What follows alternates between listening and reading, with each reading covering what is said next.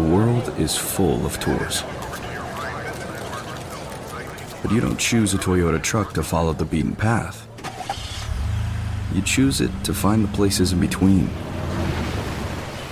The detours, where each adventure pulls you toward the next.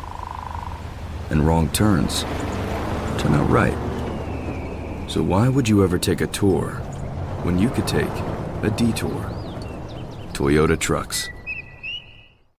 You can't solve every case for your kids, but with Greenlight, they'll have the instincts and the money skills to stay out of trouble. With a Greenlight debit card and money app, parents can monitor spending and teach financial responsibility. It's an easy way to guide kids as they grow, from earning allowance and tracking chores to learning how to save and even invest. Start your risk-free Greenlight trial today at greenlight.com/Wondery. That's greenlight.com/Wondery. It was around dark on December 3rd, 2020, when Hood County Sheriff's Lieutenant Johnny Rose got the call. Two of his deputies had found a body in rural Lipan, Texas. Well, it was way out in the woods. It took a while just to get out there to the scene. The body they found was Christopher Whiteley, the guy we told you all about in the last episode. He was 28 years old, the father of 2 kids. He'd just gotten out of prison, and his family said he was doing a lot better. Now he was dead, in the woods. He'd been there for a day and a half, just 80 yards from the house where he'd been staying with his girlfriend, Tyler. Right away, there were some details about the kill site that would send this case in an unprecedented direction. Christopher's body was underneath a lot of heavy brush, and he was curled up in the fetal position and wasn't wearing a shirt. When investigators rolled Christopher over, they saw that he had blood on his jeans and on the top of his boots, but not on his abdomen, which told them that he was probably wearing a shirt when he was attacked. Now that shirt was nowhere to be seen. Investigators also noticed that Christopher was wearing black shorts under his jeans, but someone or something had pulled those shorts through the zipper of his jeans. To them, it looked like something maybe was trying to drag him away. And then you couldn't miss the enormous, jagged gash across his throat. In his report, one investigator would later write that it looked like a wild animal had been chewing at Christopher's neck. I'd never seen that type of wound in that place. I don't see how a human could have done that with an instrument. If not a human, then what? They quickly ruled out smaller animals. The gash looked way too big for a dog bite or a feral hog or a coyote, and there are no wolves or bears in that part of Texas. There's no other obvious reason or explanation on what happened to that, the way his wound was. Also, why was Christopher underneath all that brush? They wondered if something had covered him up there, like they were hiding him for later. The only thing that Johnny and the others could figure was that Christopher had been attacked and killed by a mountain lion. There had never been a fatal mountain lion attack on a human in all of Texas' known history. They said Christopher was the first. It would quickly become an incredibly controversial claim, pitting one small-town sheriff's office against many others who saw the same evidence and reached an entirely different conclusion about the death of Christopher Whiteley. From Free Range Productions with the Dallas Morning News, this is Season 4 of The Unforgotten, Kill Site. I'm your host, Wes Ferguson, and this is Episode 2, The Ghost.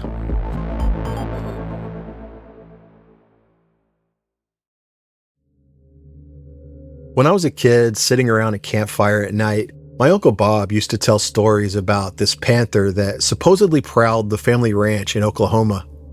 I still remember sitting there in the dark, nothing between me and the woods but a barbed wire fence, convinced a mountain lion was watching us from the shadows. My Uncle Bob said she screamed just like a woman.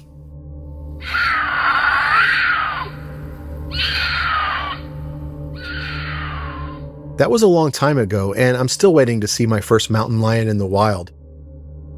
Mountain lions, also known as panthers, pumas, cougars, and catamounts, once ranged across the whole United States, but they prey on cattle and sheep, and so we've killed them off nearly everywhere east of the Rockies. Some people call them ghost cats because you almost never see them, even when they're right there. But mountain lions do pop up in unexpected places from time to time, far from their normal range, and they are capable of taking down a human. I can't imagine being hunted by one right in your own backyard. Mountain lions are a stalking predator. They detect prey. They walk in, try to get as close as they can undetected, and then launch an attack, just like a house cat would if you were teasing it with a little piece of yarn. This is federal mountain lion trapper Michael Bodenchuk. For 34 years, I worked for USDA Wildlife Services as a biologist and a state director. Mike has studied thousands of mountain lion kills of lots of different kinds of prey. Cats hunt with their eyes.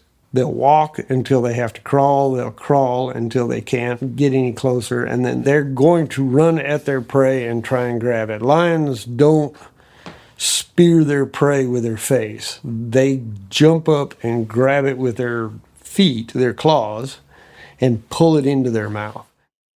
Given their killing prowess, it's no wonder these ghosts of the wild have a unique hold on our imagination. In Hood County, where Christopher Whiteley died, there have been stories of mountain lion sightings over the years, but the Texas Parks and Wildlife Department has been keeping track of sightings since 1982, and there has never been a confirmed mountain lion report in all of Hood County. And that goes for the mountain lion that supposedly killed Christopher Whiteley. On the night that Christopher's body was discovered, Justice of the Peace Kathy Gwynn reached the kill site around 8 p.m. It was after dark. I think I went out about 8 o'clock, and it was very cold because I had on, a down jacket, and I had gloves and hats and boots on. Charlie Scudder interviewed Judge Gwynn for the Dallas Morning News. He's the reporter you heard from in the last episode. What was the first suggestion that it might have been an animal? Was that something that was kind of already on the investigators' minds when you got there? It was discussed a little bit. One thing that was not discussed in my presence was that it was a mountain lion. That discussion, I believe, came up later. Judge Gwynn declared Christopher dead at 8 p.m. She also ordered an autopsy. It was just such an unusual kind of way that we found him. If I cannot determine what the immediate cause of death is, I have to make that call whether to send them to the medical examiner or not. By now, it was pretty late. The sheriff's deputies who found Christopher offered to stay there with his body. But the sheriff's chief investigator, George Zamaron, dropped a pin on the location and told them they could go home for the night. This is really hard for me to believe, but according to the sheriff's official incident report, they left Christopher's body out there, unsecured in the woods, with a panther supposedly on the loose. If that's true, it would have been the next morning before Christopher's body was moved. We had to get him out of where he was first, though. And it wasn't going to be an easy track because it's just a funeral home that come and transport the body for us. So, sheriff's deputies and I believe fire department personnel helped with getting him from that location to where he could be picked up. Hood County is too small to have its own medical examiner, so Christopher was driven to Fort Worth to the Tarrant County Medical Examiner's office for an autopsy. Meanwhile, Sheriff's Lieutenant Johnny Rose was calling around trying to find wildlife experts who could track down this killer cat. Johnny's phone calls led him to the local game warden, which led him to Mike Bodenchuk, the trapper and wildlife biologist you heard from earlier in the episode. So I assume that you've killed some mountain lions. I've shot mountain lions. So you're not just like a mountain lion lover. I love mountain lions. I think they're one of the most fascinating predators on Earth. But I have done my job in managing mountain lion populations. Mike tracked his first mountain lion when he was in college in 1979. My master's project was on how to estimate mountain lion populations without capturing mountain lions, without putting radio collars on them. After he went to work for the federal government, Mike confirmed the first calves ever killed by a mountain lion in Nebraska in over a century. In Utah, he designed projects to protect sheep from mountain lions. We've looked at thousands of kills. As a rule, the average number of kills per incident when I was there was 9.7. When a lion finds a herd of sheep, it's got to be fun. They just grab and bite and grab and bite. And I remember one incident with 102 sheep in a single night. Whoa. And do you think that was one mountain lion that did I think it was two, but Yeah. it didn't matter to the sheep guy. that? Right. Do you remember where you were, what you were doing when you heard about Christopher Whiteley?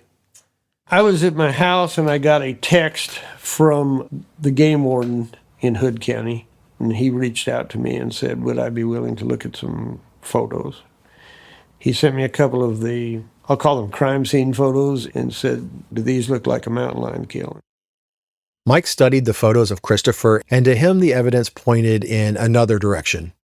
I looked at them as close as I could on my phone, right? And I told him that I did not think that was a mountain lion kill from the photos he was showing me, that the things I would look for in a mountain lion attack on a human were missing. I urged caution in coming to that conclusion. It was too late to hit the road that night, so Mike offered to meet with the sheriff's investigators in Hood County first thing the next morning. He lives outside San Antonio, about a 4-hour drive from Hood County. You hit the road at like 3 a.m. or something? Yeah, we'd arranged to meet with that investigator when he first showed up. So it's a big deal. A human fatality is a big deal. Absolutely.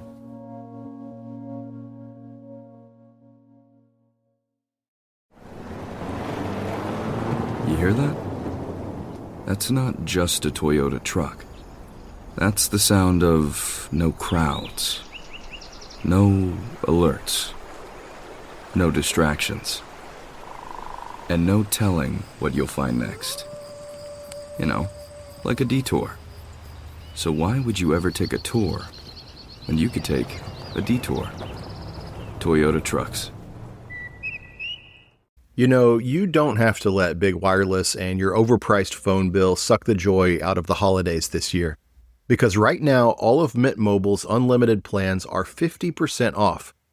You can get 3, 6, or 12 months of unlimited premium wireless for $15 a month. It's their best deal of the year and makes it real easy for you to give your expensive wireless bill the Scrooge treatment. I recently switched to Mint Mobile and it's all going great. I have great sound quality, great reception, no complaints.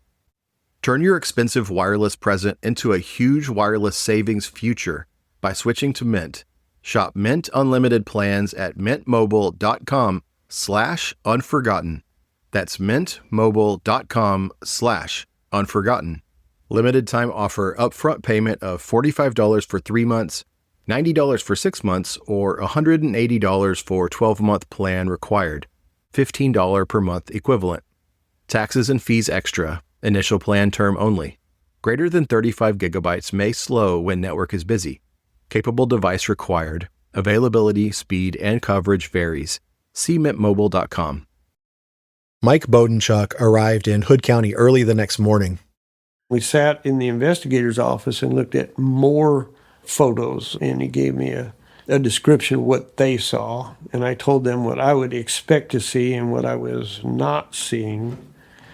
And they asked if I would go to the scene. So we caravanned out to the scene, parked on a county road, and had to walk in. And they described how they found the body. One of the people with them that day was a Texas Parks and Wildlife biologist named Sam Keichnick. Sam recorded several videos that day, so you can actually hear them when they're at the kill site looking for clues. Trail coming in, and this is where the backpack was found. At that blood spot, the body was located right there. A small dry creek ran through the woods. Christopher had actually crossed that creek before he died. So here's more of the creek bed. Quite a few tracks. Small coyote or dog tracks. Seems like most of them. Maybe even a little bobcat there. No large tracks or anything like that we've seen. Quite a bit of coyote activity, some smaller ones, perhaps some bobcats. So as expected, for the wildlife trail. Lots of small tracks, coyotes, a hog, maybe bobcats. No big tracks though, no mountain lion. Not even in the soft sand of the creek bed where a lion would have preferred to walk. But it sounds quite a bit like the consensus is probably not a wildlife incident. Sam found the pool of blood where Christopher was attacked. So this looks like the kill site here, or where a lot of blood is. From this spot, he would walk over here. Again, there's not much activity around here, not much wildlife activity. There wasn't much wildlife activity, but there were a ton of human footprints. Most from the sheriff's office and the fire department, the first responders. But there were other footprints too. That's a cowboy. Here's Mike again. But there were a lot of human tracks right there from the discovery and the recovery of his body. On the way in, I was looking for lion sign there, but I looked for alternative signs and worked my way out away from the site after we had a description. Mike wasn't just looking for signs of a mountain lion attack. He was also looking for anything else that might explain what happened to Christopher. Were there dog tracks there? Were there other people tracks that didn't match the boot prints from the sheriff's office? Was there a deer stand nearby? There was some conversation with the family that he had been walking through this little patch of woods on a daily basis to catch a ride to go into a job somewhere else. And so I was looking for indications that he had been using a particular trail multiple days in a row. Those kind of things that would help put the whole picture together. So I was looking for everything. For what it's worth, Mike didn't find any kind of well-worn trail through the woods that day. Also, it didn't make any sense that Christopher would have cut through the woods to catch a ride to work, because the road was in a different direction from the house. It would have made more sense to walk straight to the road where his dad was going to pick him up, instead of going out of his way to navigate through a bunch of dense brush. 20 or 30 yards northeast of the kill site, kind of back toward the house, Mike discovered two sets of human footprints walking side by side. One set was a pair of cowboy boots like Christopher had been wearing, and the other was a pair of hiking or tactical boots that belonged to someone who hadn't been identified. This seemed like an important clue, something the sheriff's office had overlooked during their own investigation. Was Christopher walking with another person? Maybe it was one of the people Christopher's dad had heard on the phone the morning that Christopher disappeared. I did find a couple other sets of boot tracks that were not associated with the recovery. I didn't know what boots he was wearing, so I didn't know if those were his boots or somebody else's boots. I saw two different sets of dog tracks. One set of tracks was fairly recent, and one looked like the same dog, but it was older. It was several days old. But none of that told Mike whether a predator had attacked Christopher. For that, he had to look for signs on the body, the kinds of things that always show up in a mountain lion kill. What we're looking for is not just puncture wounds, but subcutaneous hemorrhage, right? Subcutaneous hemorrhage just means bleeding under the skin.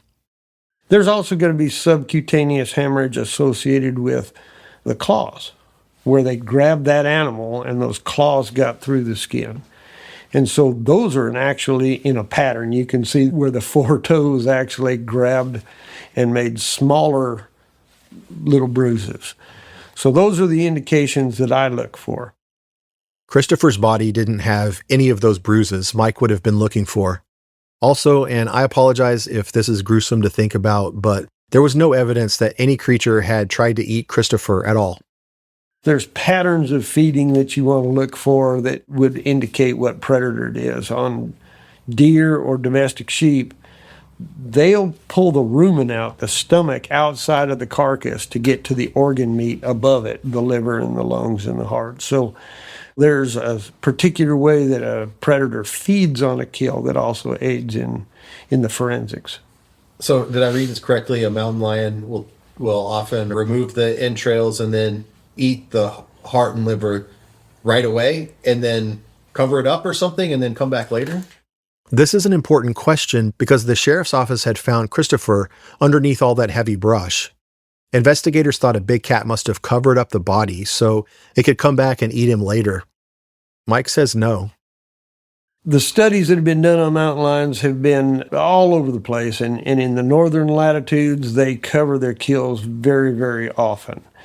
In the southern latitudes, they don't cover them as frequently because they don't come back to them.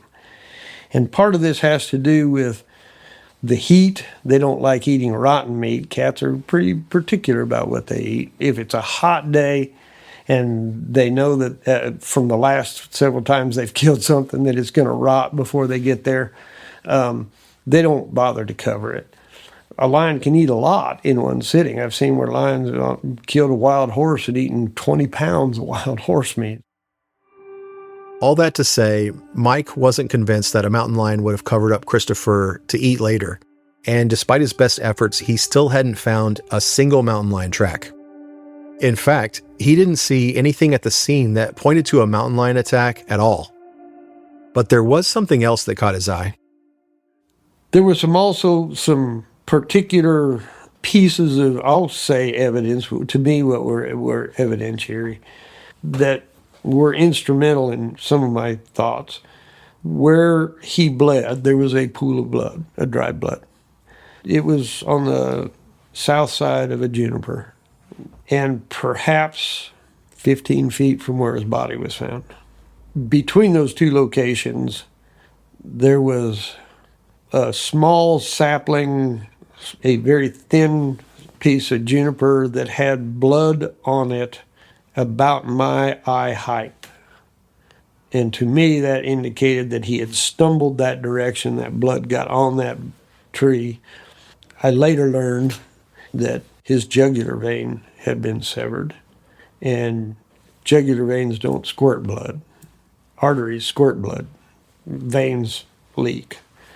It didn't squirt blood into the bushes. It didn't squirt blood up high. He stumbled across that, and it swiped on his face or on his neck. So why wouldn't that be a mountain lion? By itself, it doesn't make sense at all. I mean, a lion attacks from the back whenever it can. They don't spear with their face. They don't run to the jugular and grab the jugular first. They grab with their claws and pull in, and indications that he'd been grabbed with claws were not in the photos that I saw. There was no bruising that was associated with claw marks. There was none of that. A torn jugular is not consistent with, or a torn throat is not consistent with a lion. A lion's going to bite and hold. He's a grown man, and that's not the preferred prey of mountain lions. Mountain lions, when they do attack humans, and it's very, very rare, but it's always small children or small petite women. And a mountain lion almost never defensively attacks unless you're closer than you and I are sitting right now. So you know, I've been within feet of mountain lions that show no aggression whatsoever. They'll try and hide first. And that location, if a lion had been there, he would have crawled off into that juniper rather than come out. So there's no sign of lions. It's not mountain lion range. The bite marks to the front of the throat are inconsistent with a lion attack. No claw marks on the body that I could tell from the photos. It was... And no signs, because you said, you know, if it takes minutes, Sure. no signs of a struggle. No. When it comes to holiday gift giving, I want to give things people really love. Beautiful, timeless pieces they'll wear for years. That's why I'm going with Quince. From Mongolian cashmere sweaters to Italian wool coats, everything is premium quality at a price that actually makes sense. Quince has something for everyone. Soft Mongolian cashmere sweaters for $50 that look and feel like designer pieces, silk tops and skirts for dressing up, perfectly cut denim for everyday wear, and outerwear that actually keeps you warm. We just had our first little cold front in Texas, so I broke out my Quince sweater, and it's so soft, I can't get enough of it. And I know it's about to get a lot more use with the holidays right around the corner.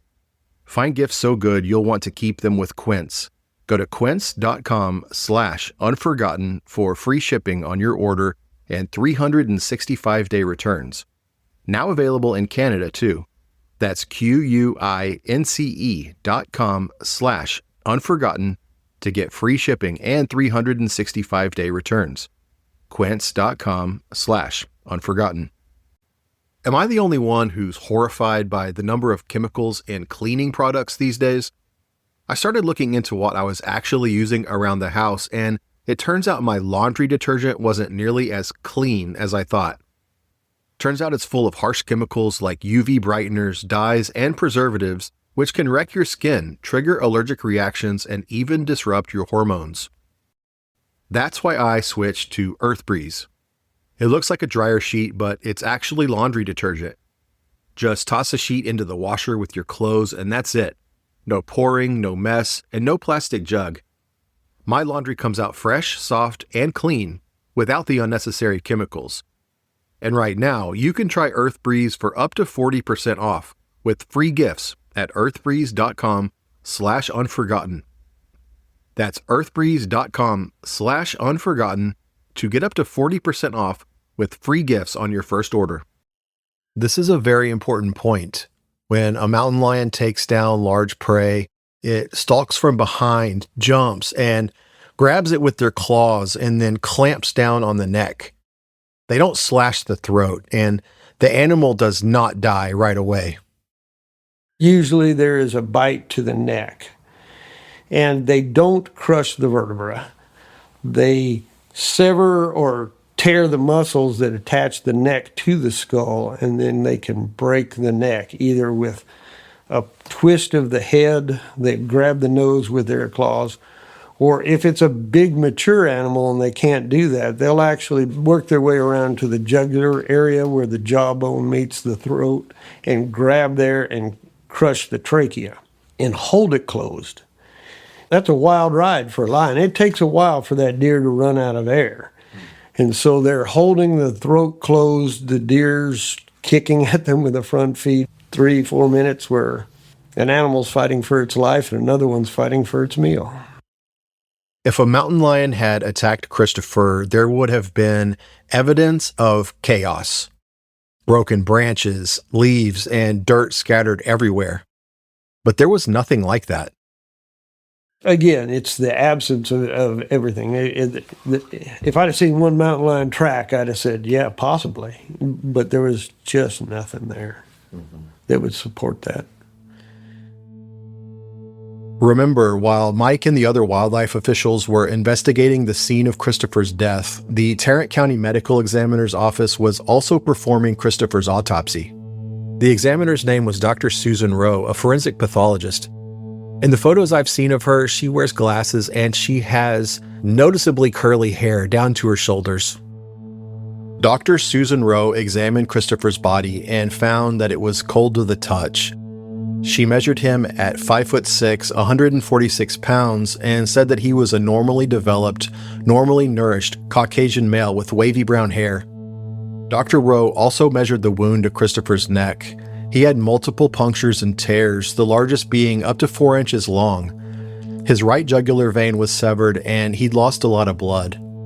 Christopher didn't have any other major wounds, but he did have superficial scratches all over his body.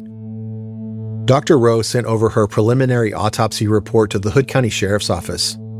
Christopher, she said, had been killed by a wild animal, possibly a mountain lion. Hood County Sheriff's Lieutenant Johnny Rose issued a news release on Facebook titled "Mountain Lion Attack Leaves Man Dead." We were actually on the scene when a Facebook post was posted by the sheriff's office. We were telling them why it wasn't a mountain lion, and they released that Facebook post, so yeah. The announcement lit up the internet. It made news around the world. Our top story tonight, a mountain lion suspected of mauling a man to death in Hood County. This is a clip from CBS Channel 11 in Dallas, one of the news organizations that interviewed Roger Deeds, the Hood County Sheriff. We've been out all day today with a trapper looking for signs and looking for the animal. just to see what we can find, because we have had the sightings in the recent past. He could have been surprised. We don't really know. I just unfortunately found his remains after the fact. The media coverage all came with intense warnings for the public. Hood County authorities are urging families to keep children and pets indoors at night and be wary of the woods. No doubt it could happen anywhere, not just in the mountains, but here in North Texas. This being Texas, Sheriff Deeds also had to ask that hunters stay away for their own safety instead of trying to be the first to bag the trophy cat.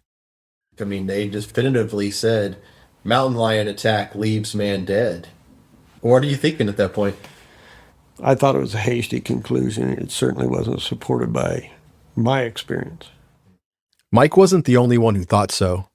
Some were quietly starting to ask if Christopher had been murdered. The mystery of Christopher Whiteley's death was about to deepen, and it would pit rival investigations against each other in a very public way. That's next time on The Unforgotten. Most of the wildlife experts believed this is certainly not a wildlife attack. Therefore, without saying it directly, it has to be human. This has to be murder.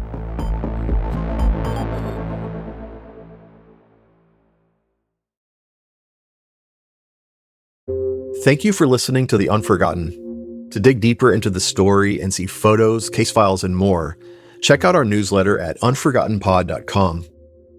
The Unforgotten is a free-range production.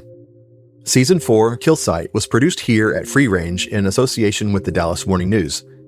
Editing by Aislinn Gaddis. Sound design and audio engineering from Austin Sisler with Eastside Studios. Charlie Scudder and I are executive producers. Special thanks to Morgan O'Hanlon. Don't forget unforgottenpod.com. See you soon.